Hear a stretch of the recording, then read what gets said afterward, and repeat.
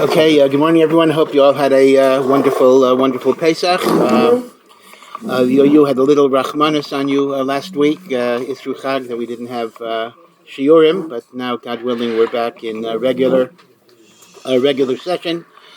It's interesting. Yesterday was, of course, Yom HaShoah. We're coming up with Yom HaZikaron and then Yom HaTzmaut. So it's kind of a very big mixture of happy occasions, joyous occasions, and occasions of memory, occasions of sadness. And of course, that's superimposed with the matzav that we're in right now, which is a matzav of milchama, a matzav of people who are still in captivity. Indeed, one of the hostages, unfortunately, passed away.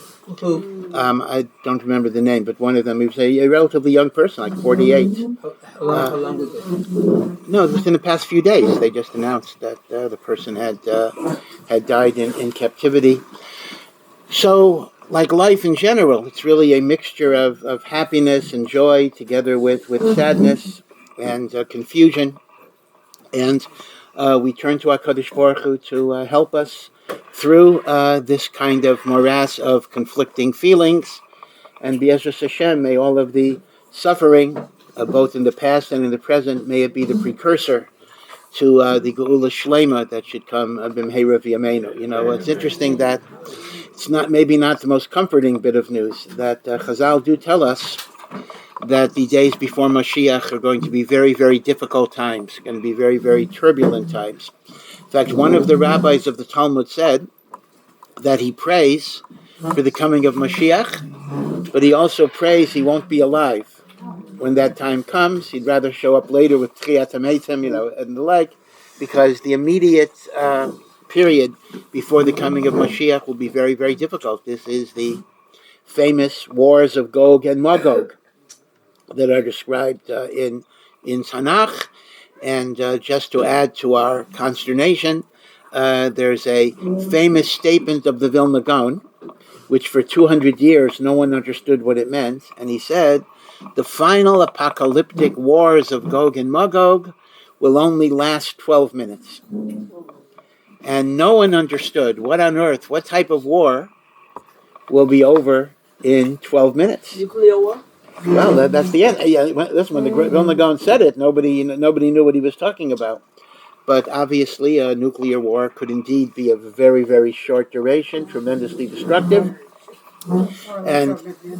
or even that electromagnetic thing that just wipes out essentially the ability of the world to function, and the like. So, you have to understand that in some ways, both Chazal and the Nevi'im had to speak in a language that was contemporary. In other words, you're not going to look at a pasuk and talk about atom bombs or the like. It'll use figurative language. It'll talk about fire, pillars of smoke, and the like. So you often don't know what that means until you're conversant with the present realities that we face. In fact, even the prophets themselves may not have known exactly what these things were referring to. But it is true that as history progresses, we can go back into the words of the prophets and we can see all sorts of hidden meanings that maybe were not even known to earlier generations that sadly we're able to understand. So the statement of the Vilna Gaon that Gog and Magog could last 12 minutes is unfortunately something that we are able to understand today, that for a number of centuries was simply beyond people's comprehension. However, let me point out that the same Vilna Gaon that says that has another teaching in which he points out that Gog and Magog is only a worst-case scenario, meaning to say there are different pathways to Mashiach. There is the pathway via Gog and Magog, but there's also the pathway through Tshuva and Avat Yisrael, in which all of the Gog and Magog can be bypassed.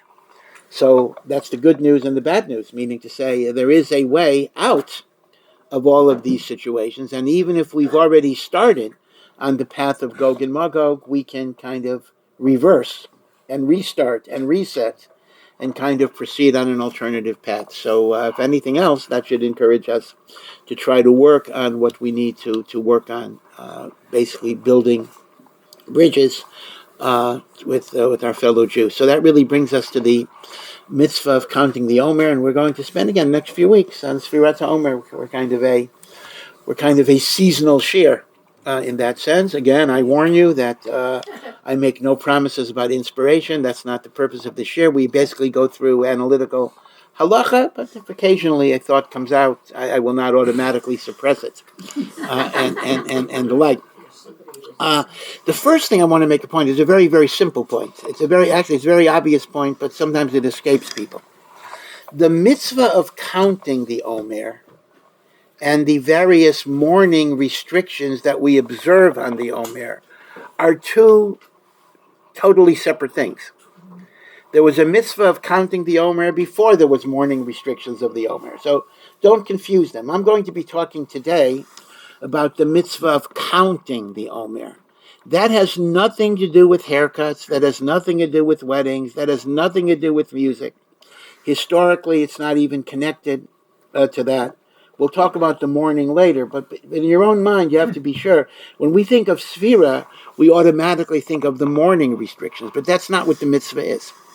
The mitzvah in the Torah is, in Parshas Emor, that's going to be the parsha we're going to read the Shabbos after next Shabbos.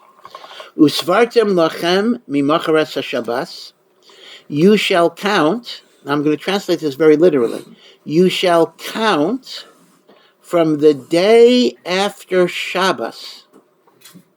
Now normally, Shabbos is Saturday, and mimacharat haShabbos would be Sunday. Okay, we'll come back to that. You should count from the day after Shabbos. Miyom haviachem es omer hatnufa, from the day that you bring or you brought the OMER. Now, OMER is a measure like a bushel. An OMER is technically a tenth of an ephah, right? So the word OMER doesn't mean barley, and the word OMER doesn't mean the period between Pesach and Shavuos.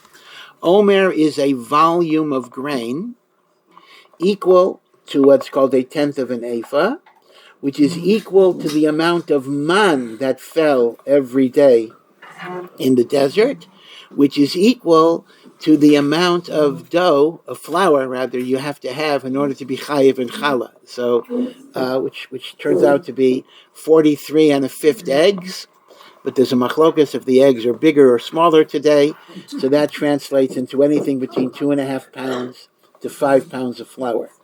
That's an OMER. So, I'll go back to each of these terms because there's a lot to unpack here. And again, I apologize if some of this is well known to you or pasha to you, but I want to be sure that people understand the words. You shall begin to count from the day after Shabbos, from the day that you brought the OMER offering that is waved, we'll describe that, Sheva Shabbosos Temimos Tiyena. There shall be 7 complete weeks.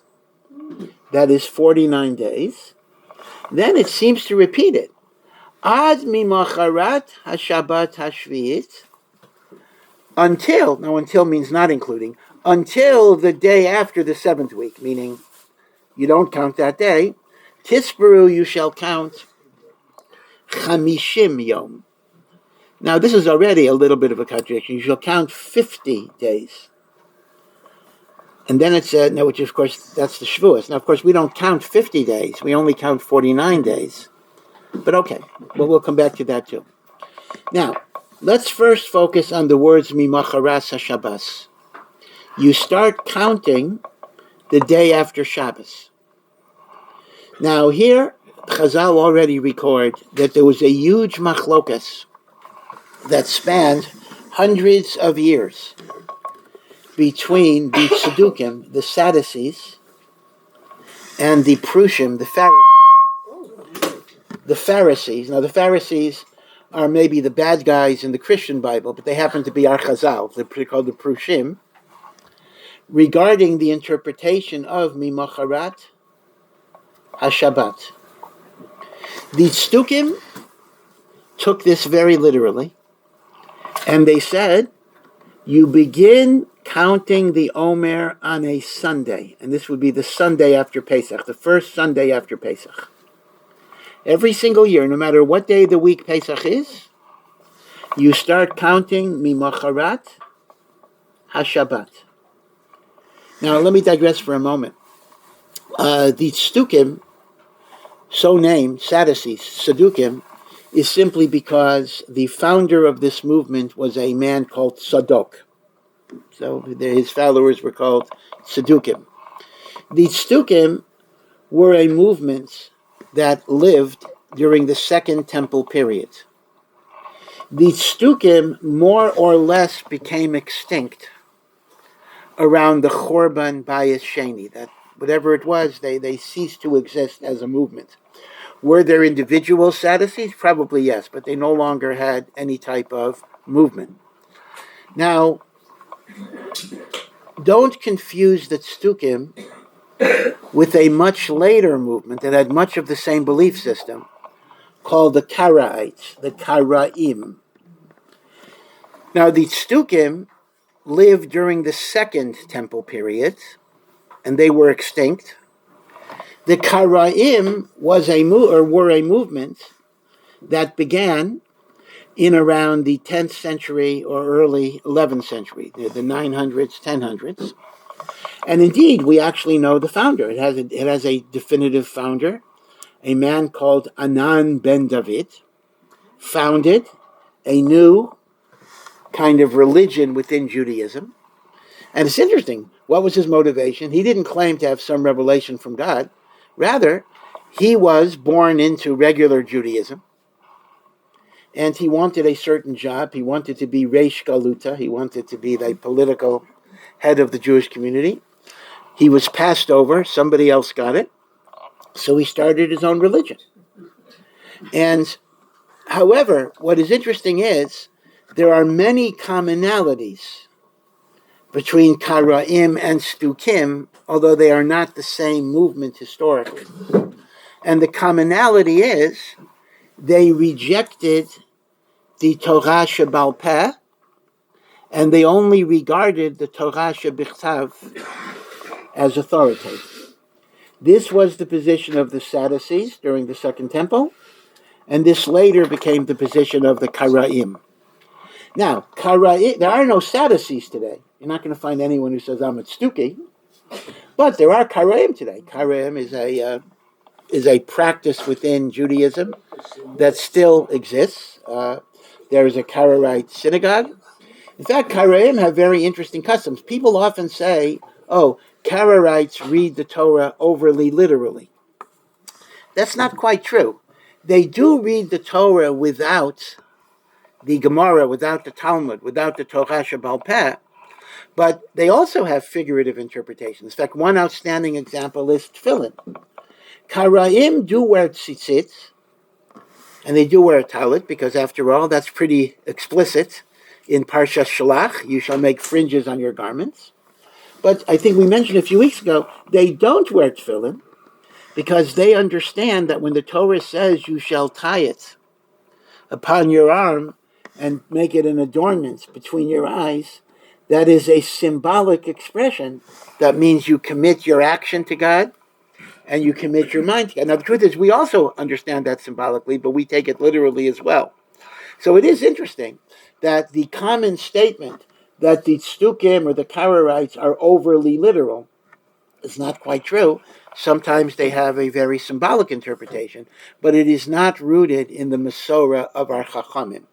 They reject. Now, there were Karaite scholars who knew the Talmud, but again, a Karaite scholar who knows the Talmud is like a Jewish scholar who happens to know the New Testament, meaning they didn't regard the Talmud as binding.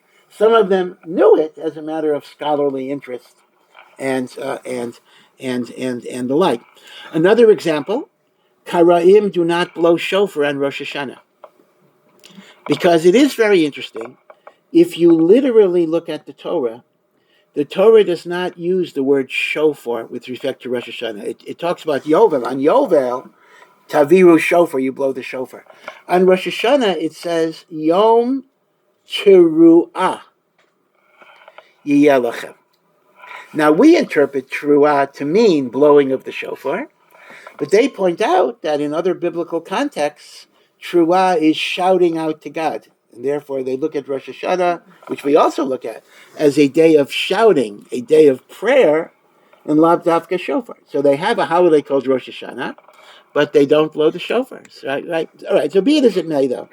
The Karaim and earlier the Tzdukim took a very literalist position regarding the OMER, that you don't begin counting the OMER till Sunday.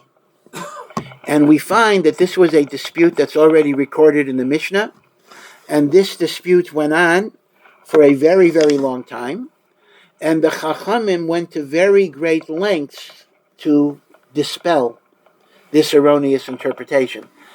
Now, it's interesting, it's been suggested, why were people paying attention to the Tzdukim? Like, the Tzdukim did plenty of stuff that was wrong that most people didn't pay attention to. Why would people be attracted to the notion that the Omer is counted on a Sunday? And the answer is because it gives you extra vacation time. Because here's the thing. If you always count SEFIRA on Sunday, so what does that mean? Shavuot is going to be on Sunday, right? You understand this, that the 50th day will always be the same day of the week as day one, because 49 days is 7 weeks, then you have an extra day. So as a result, Shavuot, was a rough holiday period for people, because Shavuot is only one day. There's no Chol HaMoed. So if Shavuot was Friday, so you have a Friday and a Shabbat, but otherwise you only have one day. But if you always count the Omer on Sunday, then Shavuot will always be on Sunday. So you get a Shabbat and a Sunday. So as a result, people's theology was defined by the convenience of a 2-day vacation. Again, we appreciate that less today. Although Israel still Sunday's a work day. Even in Israel, you could appreciate that. In America, you wouldn't appreciate it because people generally have Sundays off anyway, and the like. But be it as it may, our tradition is very different. We interpret the word Shabbos in that pasuk not to refer to Saturday, but Shabbat to refer to the first day of Pesach. In other words, when we count Mimacharat HaShabbat, that means we start counting the second day of Pesach. Why would Pesach be called Shabbat? So, Chazal say, because even Yom Tov can be called Shabbat, because it is a day of Shavitah. It is a day where we refrain from doing malacha, albeit not to the same degree as Shabbos. I'm going to leave it as a question for now, and I'll address it later. Why does the Torah use a confusing term? Why doesn't it say, you shall count from the day after the Pesach, or the second day of Pesach?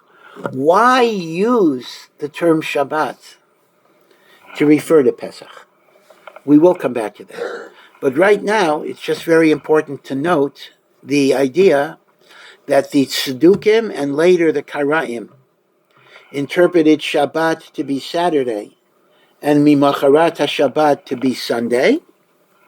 Chazal, through Torah Sheba'al Peh, understood Shabbat to be the first day of Pesach. Therefore, Mimacharat HaShabbat is the second day of Pesach, which is what we do, right? Which we do. And we'll discuss later, why would the Torah employ the phrase Shabbat if it means Pesach? We will come back to that question. Okay, so you should start counting from the day after the first day of Pesach. Okay, that's one marker. So we have two markers here. Marker number one is start your count, Mimacharat HaShabbat. That's marker number one. Marker number two is from the day that you bring the OMER. Now, these two markers are the same. We bring the OMER on the second day of Pesach. But note that there are two markers, and you'll see why that's significant. When do you start SEFIRA? Marker number one, Mimacharat HaShabbat. Marker number two, the day that you bring the OMER offering. Now, What is the OMER offering? So in the time where there was a Beit HaMikdash, again, this is in Parshat Emor, on the second day of Pesach, which is, of course, Chol HaMoed here in Eretz Yisrael, we bring an offering of barley flour. Actually, it's a coarse meal, really. It's not really flour. That's mixed with oil. And part of it is burnt on the Mizbeach. A fistful or 3 fingers full is burnt on the Mizbeach. The rest is eaten by the Kohanim. It is baked in an unleavened state. Now, you might think, oh, that's obvious, it's Pesach. That's not the reason, although that would also be a reason. The truth is, virtually all meal offerings have to be eaten as unleavened bread. This is very, very interesting. Even if you bring a korban mincha in the middle of the year, it generally has to be matzah. The Beit HaMikdash is largely a chametz-free zone. So the reason why the OMER offering, again, the kamitza is flour and oil, and that's burnt on the altar. The shirayim, the leftovers, are baked as barley matzah. Never tasted barley matzah, but baked as barley matzah and eaten by the Kohanim. And the reason it's barley matzah is not only because it's Pesach, but because the shirayim of menachot, the leftovers of menachot, after your maktir, the kamitza is the finger, the fistful, have to be matzah. That is a general rule with only 2 exceptions, which we'll get to later. Now, because the Torah gives 2 different markers, we have a very, very fascinating machlokas rishonim. Is the mitzvah of counting the OMER. It's called counting. The truth is, if you think about this, counting the OMER is actually grammatically not even a sensible sentence. What do you mean? You're not counting the OMER. You're counting 49 days starting from the bringing of the OMER. OMER is what you brought. It's not what you count. You see? But so the idea of Sefirat HaOmer is not used in the Torah. It's simply the colloquial expression that we use. But here's the huge machlokas rishonim. Tosfos and most rishonim take the position that when there's no Beis HaMikdash and there's no Korban HaOmer, there is no longer a chiyuv d'oraisa to count the Omer. Because after all, the Torah says, at least in the second marker, you shall count from the day you bring the Omer. Well, last time I checked, we didn't bring an Omer this year. If that's the case, Sefirat HaOmer today is no longer obligatory on a Torah level, but we still do it midrabanan Zecher LaMikdash, to remember what was done when we had a Beit HaMikdash. So most Rishonim say, and I'll give you a practical difference again in a minute, that the mitzvah of counting the Omer Bizman Hazeh is midrabanan Zecher LaMikdash, because without a Korban Omer, the trigger of the SEFIRA is lacking. Now, you may ask me a question. Well, if that is the case, then how can I make a bracha? Baruch atah Hashem, blessed art you Hashem, Elokeinu melech haolam, our God, the King of the universe, Asher kiddishanu b'mitzvosav, who sanctified us with His commandments, Vitzivanu, and commanded us, al Sefirat HaOmer. But God didn't command us, because when there's no Korban Omer, it's only a Drabana, not a Doraisa. How can I say Asher Kiddishanu b'mitzvosav? But the answer is very simple. If you're asking the question here, you can ask the question on a gazillion commandments. We make it before we light Hanukkah candles. Asher Kiddishanu b'mitzvosav. Did God command you in the Torah to light Hanukkah candles? No. Before we read the Megillah, Asher Kiddishanu b'mitzvosav v'tzivanu al mikra Megillah. Did God command you to read the Megillah? No, it's not in the Torah. This happened after the Torah. Even Ner Shabbat. Hashem commanded us to keep Shabbat. Hashem did not command us in the Torah to light candles in honor of Shabbat. So the Gemara says, and the Rambam elaborates on this, that since the Torah commands us to obey all of the takanot of the Chachamim, because the Torah says in Parshat Shoftim, Lo sasur, do not depart from whatever they tell you. So every time the Rabbanan create a chiyuv, it becomes a Torah chiyuv, not because it's directly a chiyuv. There is no direct chiyuv to count the OMER as far as the Torah is concerned. There is no direct chiyuv to read Megillah as far as the Torah is concerned. There is no direct chiyuv to light Hanukkah candles as far as the Torah is concerned.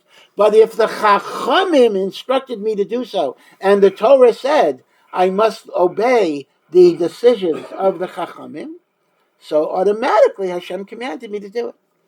And in other words, all I'm saying is, this is why we do make the bracha Asher Kiddishanu b'mitzvosav v'tzivanu, even on a mitzvah that's drabanan. So even if SEFIRA is drabanan, I make the bracha Asher Kiddishanu b'mitzvosav. Okay, this is the shita of Tosfos and most Rishonim, that Sefirat HaOmer Bizman Hazeh is midrabanan. The Rambam is a das yachid, but it is the Rambam, so it's very significant, takes a different view. And he says, it's not clear what his proof is going to be, but he says that the Torah gives you two different markers. The Torah says you start counting the Omer mimacharat Shabbat, which is the second day of Pesach. And it also says from the day you bring the Omer. But the Rambam learns these are two independent markers, either one of which will trigger the chiyuv, and therefore, even though today we don't have a Beit HaMikdash yet, unfortunately, and we don't bring the Omer today, but Mimocharat Shabbat, from the day after the first day of Pesach, there is a chiyuv, and that's independent of the Korban HaOmer.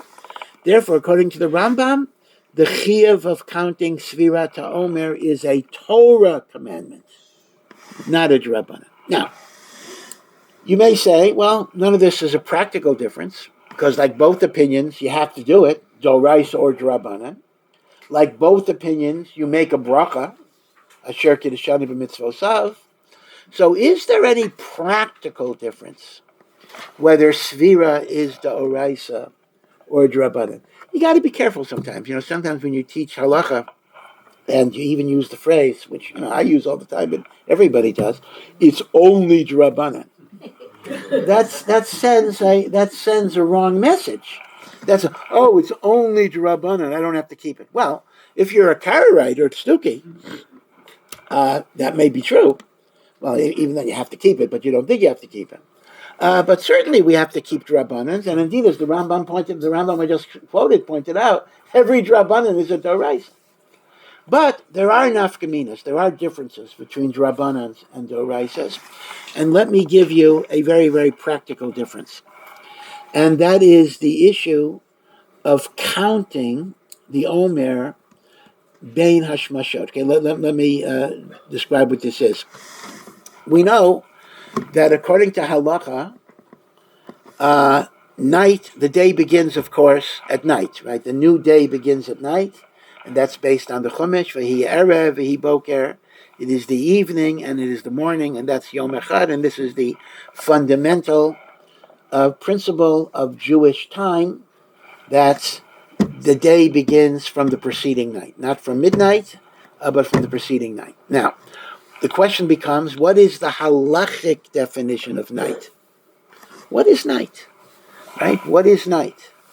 So, Chazal have the following tradition. The definition of night is when the darkness in the sky is strong enough that you can see 3 intermediate level stars. That's called Seit HaKochavim. Now you have to understand something. It's a little complicated. Today, because of light pollution and everything else, you often don't see any stars. In fact, I remember growing up as a kid. I read in the Chumash, God says to Avram, "Your seed will be like the stars of the heaven." And I look up at the sky, and I see 5 things up there. But then you go to Amuka, you go to a valley. There are millions of things up there. It's amazing. They're really there. So in the olden days, they didn't go with 35 minutes, 45 minutes, 72 minutes.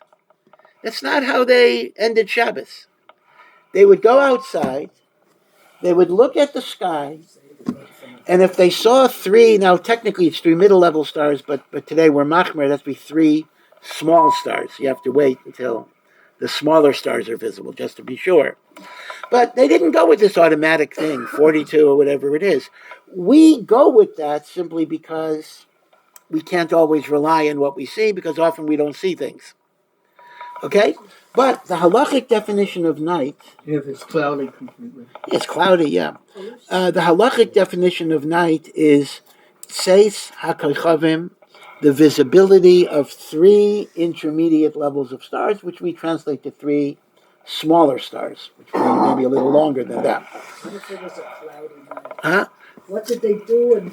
So then they did like we did. They would have to kind of, based on their experience, it would be how many minutes would it be. In other words, you're right. I mean, ultimately, they sometimes would have to estimate. And a long Shabbos.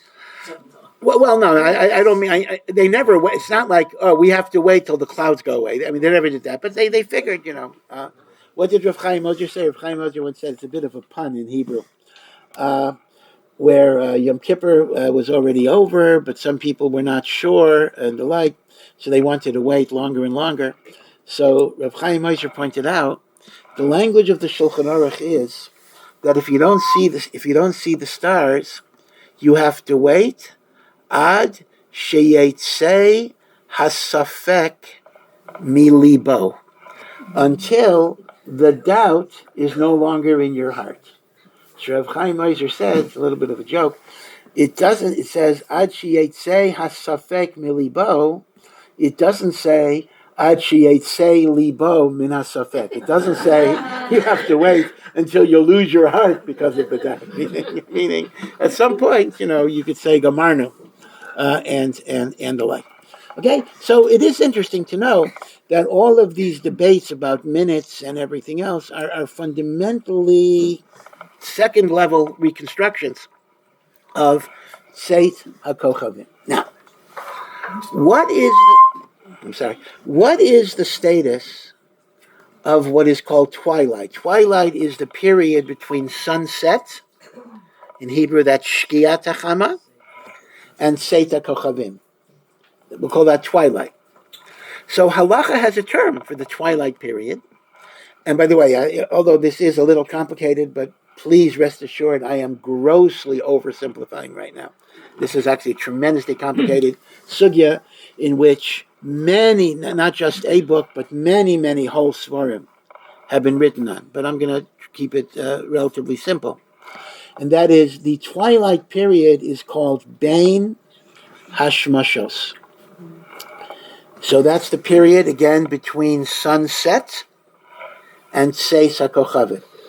Before Shkia is definitively daytime. After Tseis HaKochavim, it is definitively nighttime. Bein Hashmashot, the Gemara gives us 3 possibilities. Maybe it's still day, meaning it's day until Tseis, or maybe it's night, to Suffolk, or maybe part of it is day and part of it is night, and at some point in the darkness it switches. We don't know. Bein Hashmashot is Suffolk Yom, Suffolk Laila, Suffolk Miksaso Min Hayom, Umiksaso Min Halayla, and you don't even know where the Miksaso is going to be. So twilight is Suffolk. Once you hit Seis, night, twilight is Suffolk. Now this explains, very simply, why Shabbat and Yom Kippur is longer than 24 hours. Because here is the thing. I gotta refrain from Malacha on Friday I mean, normally I do it earlier, but the absolute endpoint for malacha is sunset. And the reason is because maybe Bein Hashmashos is night. If Bein Hashmashos is night, it's Shabbos. But I can't end Shabbos at sunset because maybe Bein Hashmashos is day, and I have to wait until it's Sefer Kochavim. So I got to be machmir to begin Shabbos no later than Shkia, but I have to be machmir not to end Shabbos no earlier than Sefer Kochavim, and that's besides the mitzvah of adding on to Shabbos. That's a mitzvah anyway. But even without the mitzvah of adding on to Shabbos, that could even be a minute or 2 minutes, but I have to keep Shabbos till Sefer Kochavim because Bein Hashmashot is a suffix. About the 18 minutes. Of Lichtmensch, are you talking about? Yeah. Yeah, so that became a custom to kind of add from the Chol to the Kodesh. But I mean, if you missed, but for example, if you did not light 18 minutes before sunset, you are still supposed to light until sunset. So Shabbos does not. If you accept Shabbos, you accept Shabbos. But Shabbos does not begin until Shkia, Misafek, and the 18 minutes is to make a fence around that. In Yerushalayim, of course, we do 40 minutes. But the emes is, if a person didn't light within 18 minutes, I would tell them to light until Shkia, but we would probably say 3 minutes before Shkia, because of a margin of error, we would say 3 to 4 minutes before, meaning do not light if you're within 3 to 4 minutes of sunset, simply because clocks are not accurate and everything else. Yeah. That you have to make a declaration that I am not taking on Shabbos until Shkia. Oh, that's if you light. Yeah, that's true. Because the general issue is that when a woman lights Shabbos candles, she is considered to have accepted Shabbos with her lighting. So if she wants to do malacha until Shkia, she must make a verbal declaration at the time that she lights. Yeah. But if she didn't light, then she hasn't accepted, so there's no verbal declaration that she needs. But if she lights and does not say the declaration, and then something happens. Well, it depends. If she clearly had in her mind that she was not accepting Shabbos, so even without a verbal declaration, that's okay. But on the other hand, if she didn't have that in mind, she is stuck. She cannot do malacha until Shkia because the lighting is considered to be an act of accepting Shabbos. In fact, as you know, the woman should not even blow out. I mean, some allow it, but when you light Shabbos candles and you didn't make a condition that you do malacha, you don't even blow out the match. You put it down and let it go out by itself, because you're not allowed to blow out the match. This is an issue about driving, to go to shul after you light, etc. So again, this is maybe unfair discrimination. Men are not considered to have accepted Shabbos just because their wives have lit Shabbos candles, but the woman generally does accept Shabbos unless she made a condition. Now, somebody gave Rav Moshe Feinstein Musar. It's interesting that people have the chutzpah that they noticed that Rav Moshe would be driven to MTJ, to his yeshiva Beis Medrash, Friday afternoon after lich benching. So somebody said, it doesn't pass. It's not fitting for a great Rosh Yeshiva that after his wife lights the candles, he's driven. And he wrote a long tshuva saying it's absolutely mutter. It's mutter. But he said he's not going to do it anymore. He says if it's something that people think is wrong, he doesn't want to do things that may take away from the sanctity of Shabbos. So Rav Moshe was Makabel Musar, and Rav Moshe stopped doing it. Another interesting thing, just Inyan, is Lubavitcher Rebbe, and everyone knows that one of Chabad's big campaigns is their tefillin campaign, right? I guess women probably have not been stopped, but men have been stopped and say, "Did you put on tefillin? Are you Jewish? Do you put on tefillin or whatever it would be?" So you figure that the main audience for that type of campaign are non-religious Jews who don't wear tefillin. But the Rebbe actually targeted Rav Moshe Feinstein about its tefillin question. He asked Rav Moshe Feinstein if Rav Moshe Feinstein puts on Rabbeinu Tam's tefillin. And Rav Moshe's, because as we spoke a few weeks ago, the normal tefillin that people wear are based on Rashi's opinion. Rabbeinu Tam is worn by Hasidim and some Sfardim, but most Ashkenazim do not wear Rabbeinu Tam's tefillin. So Rav Moshe wrote the following. He said, he used to wear Rabbeinu Tam's tefillin in Russia, but since it was a chumrah, that's not required by halacha, he only wore it because there was a sofer that was 100% reliable. He says he has not found such a sofer in America. So when it comes to Rashi, he's stuck. He has to do the best that he can, but he's not going to wear Rabbeinu Tam's without a sofer that qualifies for the highest standard. So the Lubavitcher Rebbe said to him, I will find you a sofer that you will approve, even you will approve of. And he did find him a sofer, and Rav Moshe said he will start wearing Rabbeinu Tam's tefillin. I don't know how many years Rav Moshe wore it, but Lubavitcher Rebbe actually was Makarev of Moshe to go back to wearing of the tefillin of Rabbeinu Tam. All right, so this is Bein Hashmashos. Now, this is why, for example, by a Brit Milah. Let's talk about a baby that is born after sunset. Let's take a regular situation. The baby is born Monday evening after sunset. Now, is he a Monday baby? Because if he's a Monday baby, he'll have a Monday bris. If he's a Tuesday baby, he'll have a Tuesday bris. So if he's born before Shkia on Monday, Monday bris. If he's born after Tseis, Monday night, that's Tuesday bris. If he's born Bein Hashmashot, you gotta go with the later date. Meaning the problem is this. We don't know if Bein Hashmashot is day or night. If it's day, it would be a Monday. If it's night, it would be a Tuesday. But I can't do the bris on Monday because if Bein Hashmashot is night, he's a Tuesday baby and I did a bris on the 7th day. So I gotta go with Tuesday. Now, if it's night, Tuesday is the 8th day. And if it's day, Tuesday is the 9th day.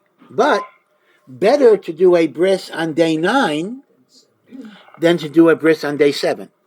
Because a bris on day 9 is kosher. A bris on day 7 is not kosher. So when you're mesupak about Bein Hashmashot, you always have to go with the later date.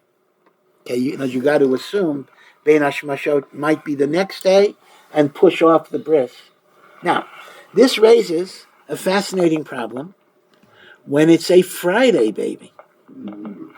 Because here you have a real problem. The baby is born Friday after sunset. Now we know, if a baby is born on Shabbos, we of course do the bris on Shabbos. A Brit Milah overrides the laws of Shabbos. But only if it's an 8th day bris. If you're doing the bris later, you got to wait. Right? If a baby's bris is delayed for whatever reason, a Milah Shelo Bismana is not Docha Shabbos. So now, here's the problem. If the baby is born after Tseis HaKochavim, when it's definitively Shabbos, of course we do the bris on Shabbos. If the baby is born before Shkia, it's a Friday baby, so of course we do the bris on Friday. Those are simple. But if the baby is born in the twilight period, which can happen, it happens, here's our problem.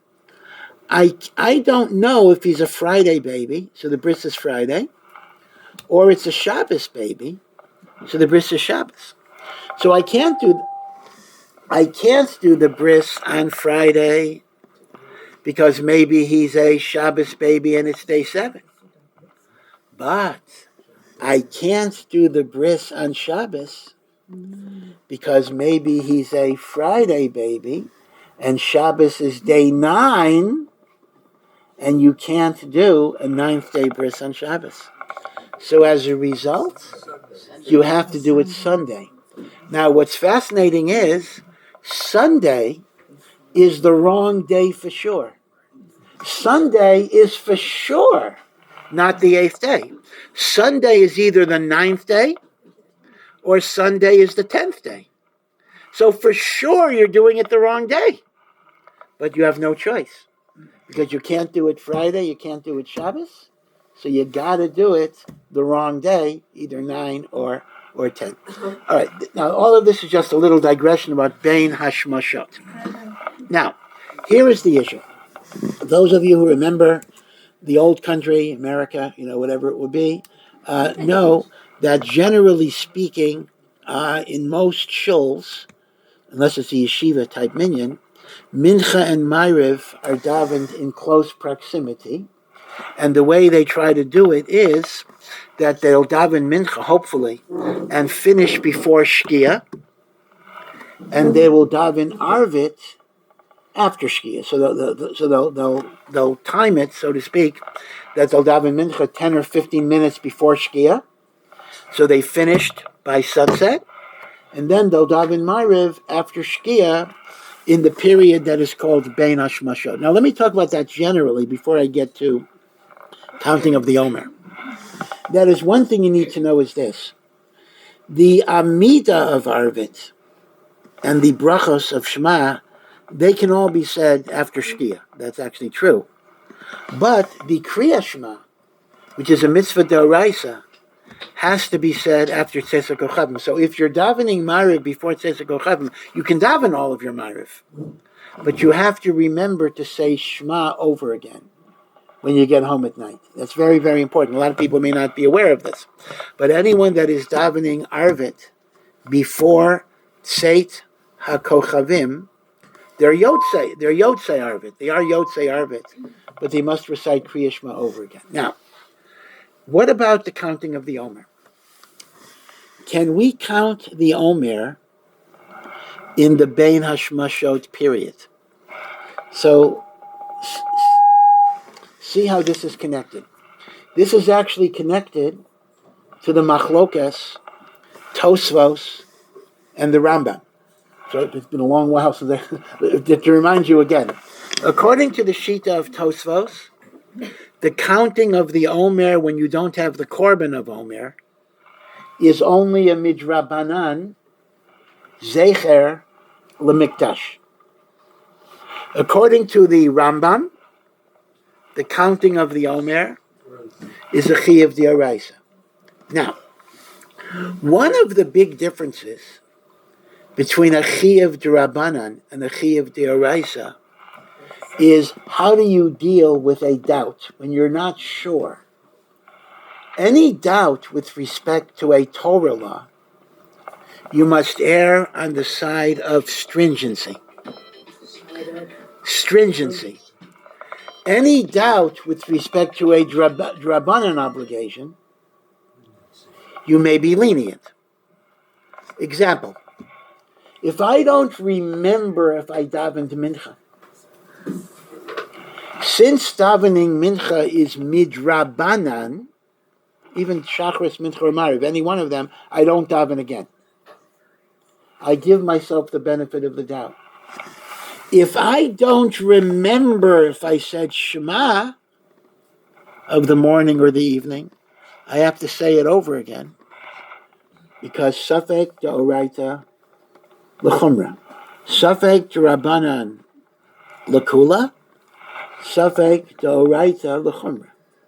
Now, Bein Hashmashot is a Safek Yom, Safek Laila. So if the counting of the OMER is midrabanan, I am allowed to be lenient and treat Bein Hashmashot as the next day. So I could count the OMER Bein Hashmashot. According to the Rambam, however, that the counting of the OMER is a doraisa, I would have to treat Bein Hashmashot as a Safek l'chumra and not count until Tzeitzah Kochavim. So the shuls that count the OMER with a bracha, Bein Hashmashot, right, the new day, Bein Hashmashot, they're treating it like night, are following the view of the Tosfos that the counting of the Omer is midrabanan, and therefore safek derabanan lekula.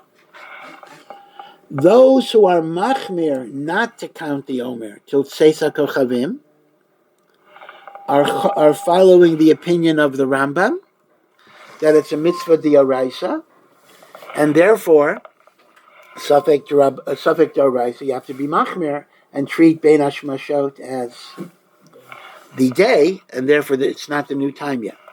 So the truth of the matter is, shuls are permitted to count with a bracha, but the individuals individuals who want to be more meticulous, either don't count with the bracha at all till later, or even if they count with a bracha now, they will count again without a bracha. You don't say the bracha again when it's Sefer Chacham. So at a minimum, even if you counted in shul early, and even if you made a bracha, and there are grounds to permit making the bracha, one should very definitely count the Omer again in order to follow the Rambam's position. Right, so this is the practical difference, whether the counting of the Omer is d'oraisa or the counting of the Omer is d'Rabbanan. Machlokas Tosfos and the other Rishonim versus the Rambam. Now, it's interesting that this possibly might be reflected in another machlokas, which is a very small machlokas, not that significant, but perhaps there's a deeper meaning behind it. There are two texts. When you count the Omer, right, today is the 14th day of the Omer, right? I counted last night, so no problem, right? You know the idea, if someone asks you what day it is, you didn't count yet, you always have to say yesterday was, because otherwise you've counted, you can't make the bracha. So when you say, let's say the first day, keep it simple. Hayom Yom Echad, do you say Ba Omer, or do you say La Omer? What's the difference in meaning? So that's what I wanted to say, right? So what's the difference? Now, keep in mind that you're Yotze either way. This is nothing to go crazy about. You said Ba Omer, you said La Omer. In fact, maybe even if you didn't say anything, you just said Yom Yom Echad, and you intended to count this. Right? So this is not a major earth-shattering issue of, am I Yotze? You're Yotze. But why are there two versions? So here is the thing. If you say Ba Omer, this is the first day in the Omer. So you're using Omer in a non-literal sense, meaning there's a period of time, although grammatically it doesn't make sense, that's called the Omer period, and this is the first day in the Omer period. That's what Ba Omer means. The first day in the Omer period. If, on the other hand, you say, this is the first day, La Omer, to the Omer, you're connecting it to an event. Omer means the bringing of the barley offering.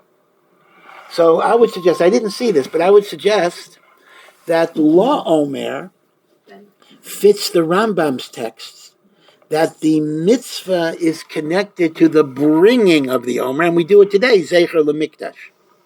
Ba Omer is simply calling it a period of time, and it's not connected to the Korban.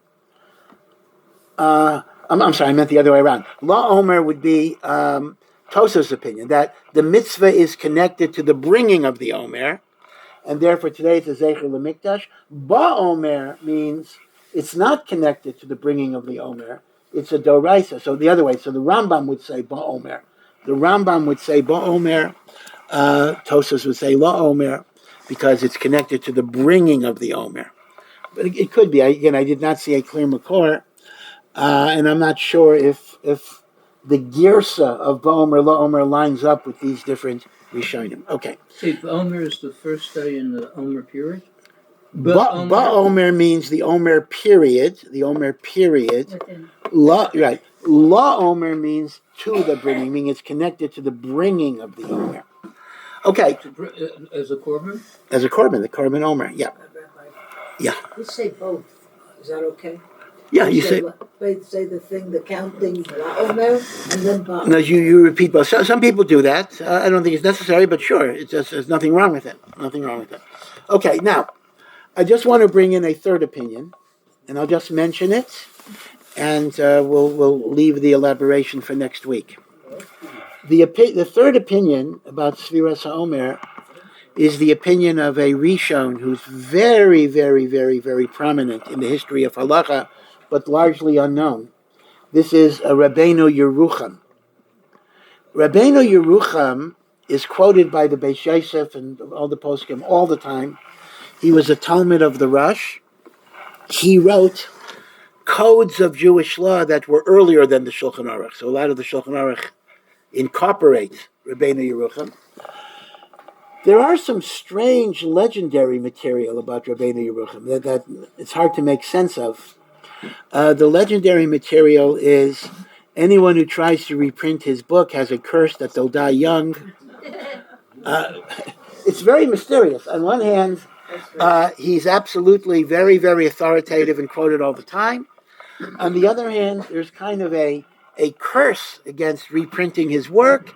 And when they came out with new editions, they wrote long introductions why the curse didn't apply to them. They really had to spend like 20 pages explaining why it was permitted.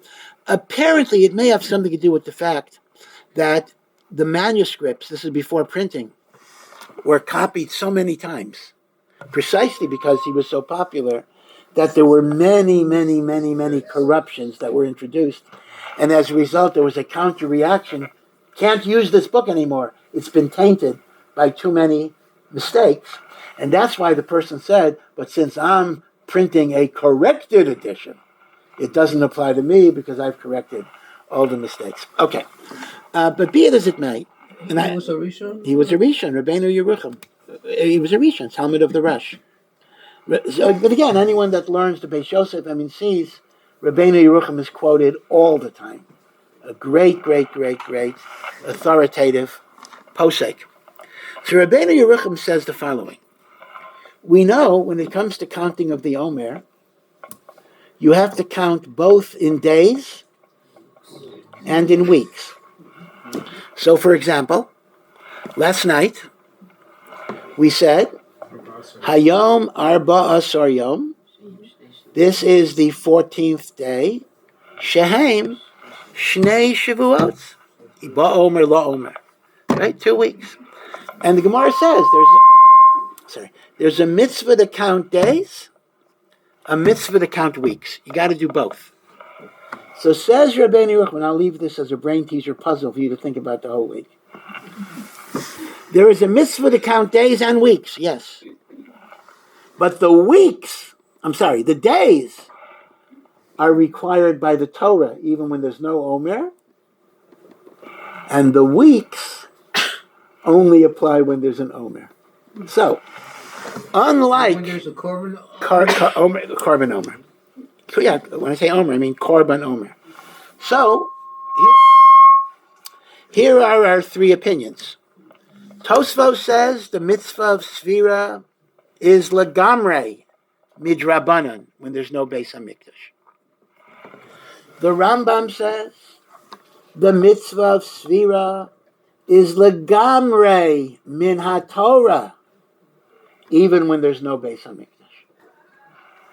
Rabbeinu Yerucham says the mitzvah of counting days is min haTorah, even when there's no Beis HaMikdash. But the mitzvah of counting weeks is only midrabanan when there's no, again, when there is a Beis HaMikdash, they're both d'oraisa. When there's no Beis HaMikdash, it's the weeks that are d'rabanan.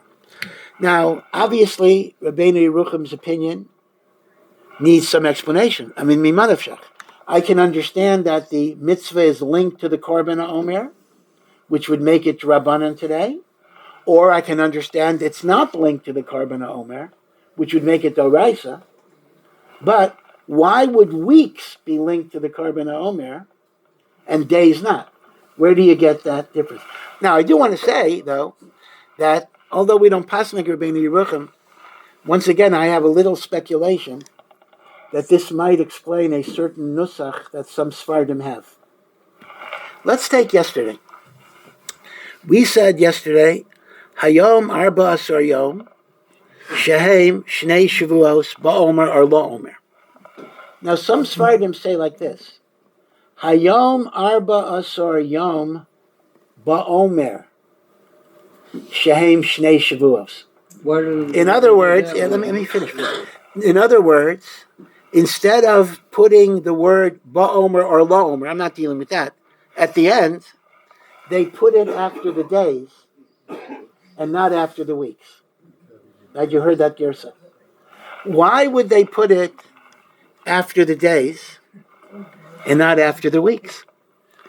My speculative answer, I didn't see any source for this, is that since, according to Rabbeinu Yerucham, it is the days count. That's a Torah requirement today. And the weeks count is only a Zecher LeMikdash. They want to give prominence to the count of the days by putting the word BaOmer or LaOmer, that's a separate thing, after the Yamim. Meaning, in the time of the Beis HaMikdash, they would have said the word BaOmer at the end. Bisman Hazeh, they moved the Omer to the Yamim, but not to the Shavuos. Okay, so again, we'll have more. We'll have more detail about this, but for now, just be aware of the three basic opinions regarding the counting of the Omer. Have a good week.